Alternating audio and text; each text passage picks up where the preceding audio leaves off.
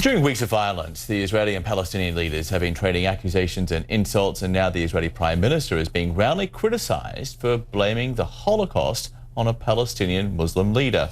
Israeli historians and politicians have condemned Mr. Netanyahu's remarks, and now that he is in Berlin, Chancellor Angela Merkel made it clear that Germany was responsible for what happened in the Nazi years. Details from Phil Black. When most people think of the Holocaust, the final solution, the extermination of millions of Jews, they think of this man. But the Israeli Prime Minister says it wasn't a Nazi idea. He says it came from a Palestinian Muslim, Hitler's companion in this photo, the Grand Mufti of Jerusalem, Haj Amin al-Husseini, who he says passed on the suggestion when they met in 1941. Hitler didn't want to exterminate the Jews at the time. He wanted to expel the Jews. And Haj Amin al-Husseini went to Hitler and said, if you expel them, they'll all come here. So what should I do with them? He asked. You said, burn them. Well, at first I didn't believe what I heard. Colette Avital was once Netanyahu's opponent in Israel's parliament. She's also a Holocaust survivor. It's belittling the role of the Nazi party, of Hitler himself, and of all his associates for the final solution. Some historians have also piled on the Prime Minister. The killing of the Jews was already a fact.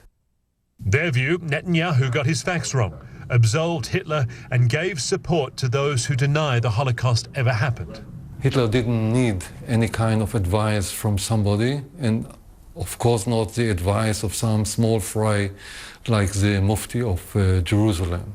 So the whole dialogue that Netanyahu mentioned was invented. This is a violent time between Jews and Palestinians, which Netanyahu has repeatedly blamed on what he calls Palestinian incitement. He said it again in the same speech. Stop lying, stop inciting.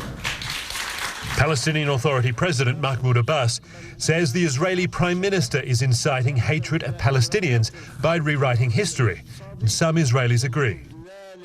What exactly was Netanyahu saying?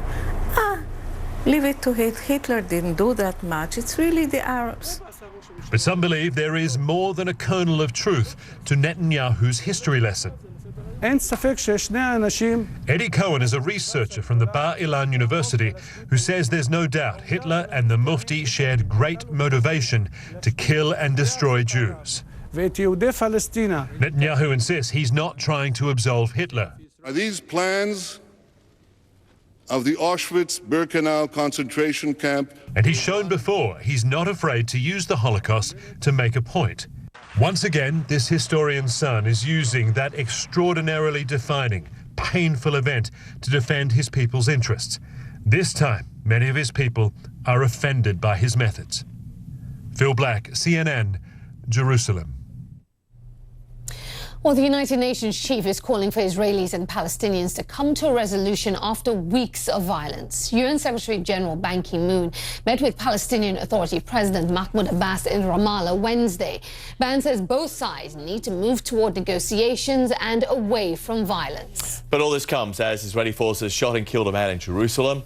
Police say the suspect, tried to grab a soldier's gun. The soldier and a security guard opened fire, killing the suspect. Well, we turn now to senior international correspondent Ben Wiedemann in Jerusalem. Ben, there's news of another stabbing attack west of Jerusalem. What more do we know? We understand from the police that this incident took place at Beit Shemesh, which is west of Jerusalem. In that incident, two attackers, presumed to be Palestinian, have been shot. We don't know their condition.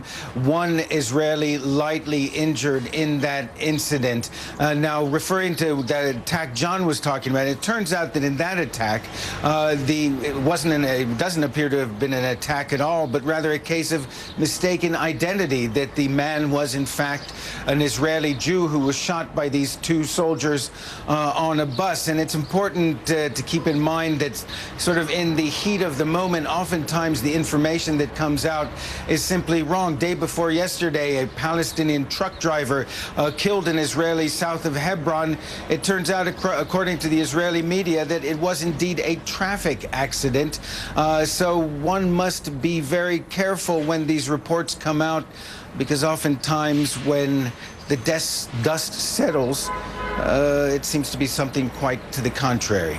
Aisha? Yeah, very, very important point to note there. Ben, the UN Secretary General quoted as saying Wednesday that he's not optimistic following talks with Israeli and Palestinian leaders in an attempt to diffuse these tensions. At this stage, can anyone see a diplomatic path to ending this violence? Well, we know, I mean, for instance, the UN Secretary General, he came here. It was a surprise visit, but nobody's surprised if what comes out of his visit is very little. I think we need to be keeping our eyes on U.S. Secretary of State John Kerry, who today meets with Prime Minister Netanyahu in Germany, and he will later in the week be meeting with King Abdullah of Jordan and President Mahmoud Abbas of the Palestinian Authority. What he's trying to do is work out some sort of arrangement whereby the status quo, which is the informal, unwritten arrangements on the Temple Mount, or the Haram al-Sharif as it's known to Muslims, he wants to put it in writing. He wants to get the three parties involved. We're talking about Israel, the Palestinian Authority, and Jordan, which has custodianship over the Temple Mount. He wants to put that status quo arrangement in writing so that everybody has a clear understanding of the situation there, to avoid the kind of tensions that have boiled over in recent weeks and to which are attributed these tensions. Aisha? Senior international correspondent Ben Wiedemann joining us there from Jerusalem. Ben, always appreciated. Thank you. I'm the leading state sponsor of terrorism.